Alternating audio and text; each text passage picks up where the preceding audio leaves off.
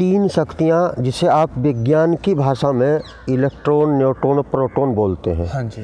वो हम अध्यात्म की भाषा में उसे ब्रह्मा, विष्णु और महेश बोलते हैं जी। इनमें क्या अंतर है, मतलब पंचमुखी में क्या अंतर है और ये विशेष जगह पे ही क्यों है, ऐसे हर मंदिर में क्यों नहीं है? नहीं, धर्म तो देखो मुस्लिम धर्म भी है या नहीं, सिख धर्म भी है। नहीं जी। यहाँ हम थोड़ा गच्चा खा जाते हैं। अच्छा। ये इसको धर्म नहीं कहते, ये धर्म नहीं है। अच्छा। काम बहुत और जीवन थोड़ा, उस पर मन करे चंचल घोड़ा, रुक जा प्राणी गाले प्रभु का सुंदर प्यारा नाम रे, समय बड़ा बलवान रे भाई, समय बड़ा बलवान रे। नमस्कार दोस्तों, आज हम हरिद्वार में आए हैं। हरिद्वार में पंडित जी से जानेंगे कि यहाँ की क्या स्थिति है। नमस्कार पंडित जी। नमस्कार। क्या नाम है आपका? मेरा नाम अवनीश कपिल है जी। तो आप कहाँ पे रह रहे हैं? मैं शांति कुंज हरिद्वार है, गायत्री तीर्थ जी, वहाँ पे रहता हूँ। जी। तो मुझे थोड़ा सा शिव शंकर के बारे में बताइए। देखिए, ये जो पूरा हमारा सृष्टि है, जी, ब्रह्मांड है जी, ये एक अदृश्य शक्ति से संचालित है। बिल्कुल बिल्कुल। ठीक है जी। तीन शक्तियाँ जिसे आप विज्ञान की भाषा में इलेक्ट्रॉन, न्यूट्रॉन, प्रोटॉन बोलते हैं। हाँ जी। वो हम अध्यात्म की भाषा में उसे ब्रह्मा, विष्णु और महेश बोलते हैं। जी।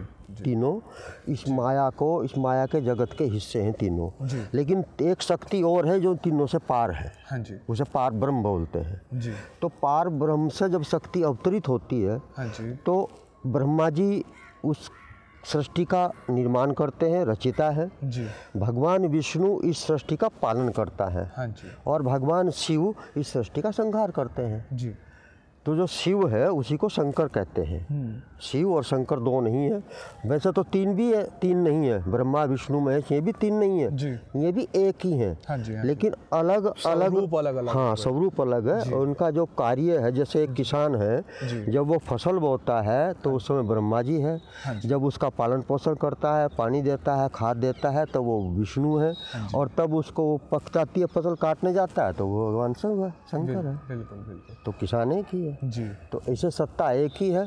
इस सृष्टि का संचालन करने के लिए उसको विभाजित कर दिया, एक शक्ति दे दी, तेरे अधिकार में ये है, तेरे अधिकार में ये है, तेरे अधिकार में ये है।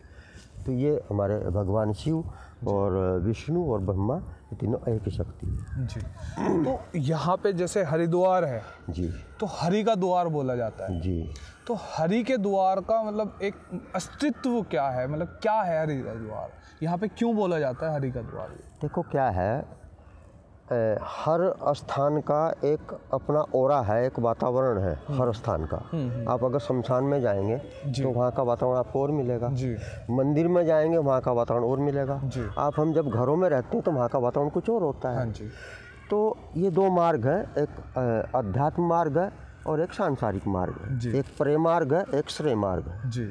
एक मार्ग भक्ति की तरफ लेकर जाता है, एक संसार की तरफ लेकर जाता है। जी। जी। तो जो जिनको थोड़ा बोध घटित हुआ है, क्योंकि उद्देश्य मनुष्य का हाँ जी, केवल और केवल भगवत प्राप्ति है।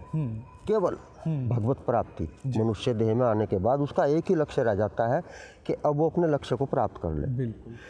तो जब हम उस मार्ग में बढ़ते हैं आगे, तो उसके लिए हमारी सनातन संस्कृति ने कुछ ऐसे जीवंत जागृत तीर्थों का निर्माण किया हुआ है, जहां आके हम उस व्यवस्था में सुलभता से उस कार्य को कर सकते हैं। भक्ति, ज्ञान, वैराग्य का वहाँ वातावरण बना रहता है। तो उस वातावरण में आने के बाद में वो चीज़ हमको अनायास ही प्राप्त हो जाती है। तो इसलिए इसको हरि का द्वार बोलते हैं। जो यहाँ आया वो निश्चित रूप से या तो माया से छूट के आगे बढ़ेगा। हाँ जी। है, और अगर यहाँ से वापस गया जी। तो वो संसार में उसमें बह ही जाएगा कहीं ना कहीं रूप में। बिल्कुल। तो जैसे हम गंगा का तट देख रहे हैं, गंगा का यहाँ पे, तो मुझे बताइए थोड़ा सा गंगा जी के बारे में बताइए कि यहाँ पे जैसे जब हमारा मुंडन होता है तो बाल चलाए जाते हैं, हमारा जब आखिरी समय होता है तो बोला जाता है कि मतलब अगर किसी को आखिरी समय, जैसे भजन भी है, जब प्राण तन से निकले गोविंद नाम जप ले और गंगा जी का तट हो। जी। तो क्यों ऐसा क्यों बोला जाता है? क्योंकि नदियाँ तो बहुत हैं, और भी नदियाँ हैं। हमने बताया ना, हमारी जो भारतीय संस्कृति है जी, हमारी जो सनातन परंपरा है जी, उसमें वैसे तो कण कण में ईश्वर का वास हमने स्वीकार किया है, माना है, जाना है, अनुभव किया है। बिल्कुल।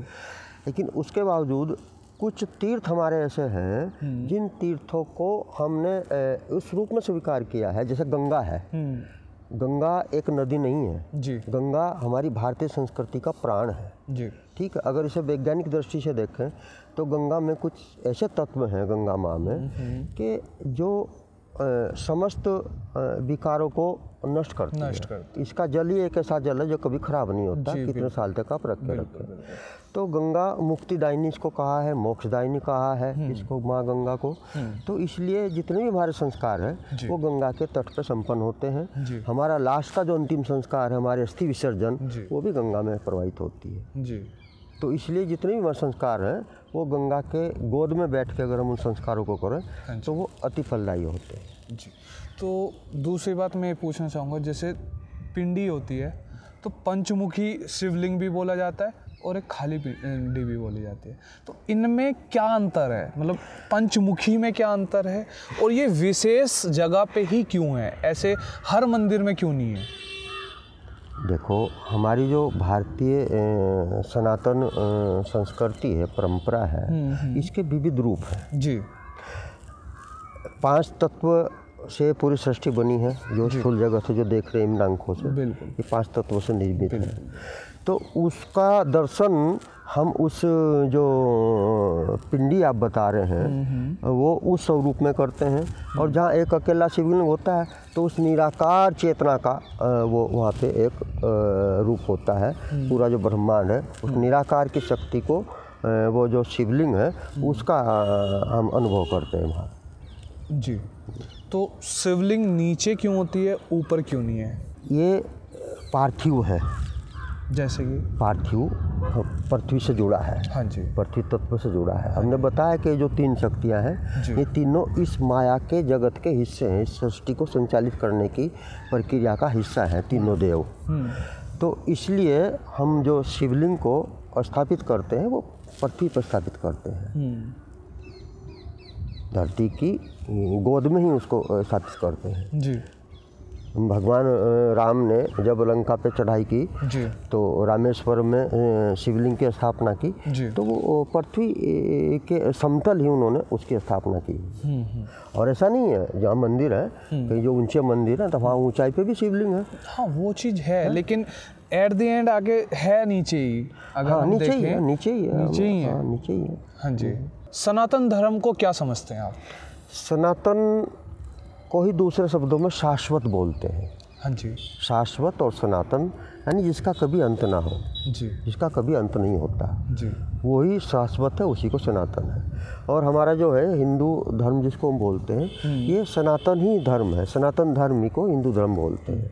इसका कभी लोप नहीं हुआ, इसका कभी अंत नहीं होता। सनातन तो बोला जाता है, सनातन एक धर्म नहीं है, सनातन एक कार्य करने की या जीवन शैली है कि आप अगर सनातन के हिसाब से जीवन जीते हो तो आपको कभी कुछ पीड़ा नहीं होगी। और मतलब अगर उस हिसाब से करोगे तो मतलब एक उच्च लेवल में आप जी सकते हो जीवन को। धर्म क्या है जी। धर्म आप जिन शब्दों का प्रयोग कर रहे हैं जी। जी। धर्म भी वही चीज, वही बात है। धर्म का मतलब क्या है? नहीं, धर्म तो देखो मुस्लिम धर्म भी है या नहीं, सिख धर्म भी है। नहीं जी। यहाँ हम थोड़ा गच्चा खा जाते हैं। अच्छा। ये इसको धर्म नहीं कहते, ये धर्म नहीं है। अच्छा। धर्म शाश्वत है, धर्म सनातन है। सनातन का मतलब है जिसका कभी अंत ना हो। हाँ जी। ये तो मत पंथ हैं, इनको धर्म तो हमने नाम दे दिया कि धर्म है। अच्छा, मतलब जैसे कि अलग अलग धर्म बोल देते ये हैं, मत पंथ है। अच्छा। मतांतरों ने अपनी एक व्यवस्था बना ली, एक पद्धति बना ली, उसको उन्होंने धर्म का नाम दे दिया। धर्म एक ही है, सनातन। जी। पूरी सृष्टि में एक ही धर्म है, वो सनातन है। सनातन का मतलब है जिसका कभी अंत ना हो, ऐसा प्रवाह। इससे विभाजित हो रखे हैं। हाँ, लेकिन बोला वो थोड़ा डिस्ट्रैक्ट हो गया। बोला अगर इससे बोले डिस्ट्रैक्ट हो चुका है। हाँ, जैसे एक हमारी गंगा माँ है। जी। और इसी में से अलग अलग नहरें निकल गई, वो निकल गई। जी। तो है गंगा ही, वो है गंगा। पीछे से अगर उसकी देखा जाए तो है गंगा, है वो गंगा ही। तो धर्म एक सनातनी है, उसी की अवान्तर धाराएं हैं ये सब। और सनातन वही है जिसका कभी अंत ना हो, जो आत्मा की अमरता को सिद्ध करता हो, परमात्मा को बार बार धरती पे अवतरण होने के लिए मजबूर करता हो, वो सनातनी है। हमारी सनातन संस्कृति एक ऐसी है जिसमें बार बार अवतार आते हैं। एक ईसा मसीह के बाद दूसरा तो नहीं आया कोई, एक मोहम्मद साहब के बाद दूसरा नहीं आया कोई, लेकिन हमारे यहाँ परंपरा है, अवतारों की परंपरा है। हर युग में जब भी धर्म की हानि होती है तभी अवतरण हो जाता है। तो इसलिए वो ये सनातन परंपरा है। और ये सनातन परंपरा सिर्फ हिंदुओं की नहीं है कि हिंदुओं के लिए है, ये सार्वभौमिक है। ये पूरी सृष्टि को रास्ता देती है, पूरी सृष्टि को शांति प्रदान करती है, पूरी सृष्टि को एक पथ बताती है, एक प्रवाह देती है, उसको जीवन जीने की कला सिखाती है। सीपी ही हमारी भारतीय संस्कृति, सनातन धर्म। तो जैसे हम राधे राधे, जय सिया राम, राम राम जी ये बोलते हैं, तो इससे बोलने का क्या फ़ायदा है? मतलब एक तो मेन हो गया कि भाई हम जैसे अगर आपसे मैं मिलता हूँ तो मैं राधे राधे या राम राम बोलता हूँ, तो एक आपका आदर भी हो गया उसमें, और दूसरा राम का नाम भी ले लिया या राधे का नाम भी ले लिया। लेकिन इससे अलावा क्या आपके हिसाब से क्या है? देखो, शब्दों को भी ब्रह्म कहा है, शब्द भी ब्रह्म ही अपने आप में।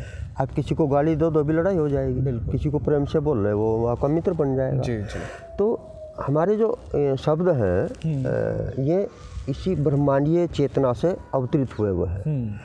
जब हम किसी शब्द को बार बार बोले जाएंगे तो उसका हमारे अंतःकरण में प्रभाव पड़ता है, और वो एक ऐसा वर्तुल बनाता है कि हमारे अंदर की जो वृत्ति है उस तरफ लगने लगती है। अब जब हम राधे राधे बोलते हैं तो किसी का ध्यान आएगा हमको, जब हम राम राम बोलते हैं तो किसी छवि का ध्यान आएगा हमारे अंदर। तो वही जब राम राम हम बार बार राम राम राम राम बोलेंगे, या किसी को बोलेंगे जय राम जी की, राम राम भाई, राम राम जी, तो वो हमारे अंदर की सात्विक वृत्तियों का जागरण करता है। और हमें उस सनातन को, उस संस्कृति को, हमारी जो भागवत परंपरा है उससे हमें जोड़ने के लिए एक तरह से प्रभावित करता है, प्रभावित होते हैं लोग। काम बहुत और जीवन थोड़ा, उस पर मन कार्य चंचल घोड़ा, रुक जा प्राणी गाले प्रभु का सुंदर प्यारा नाम रे, समय बड़ा बलवान रे भाई, समय बड़ा बलवान रे, एक दिन सबको जाना होगा, क्या निर्धन धनवान रे, क्या निर्धन धनवान।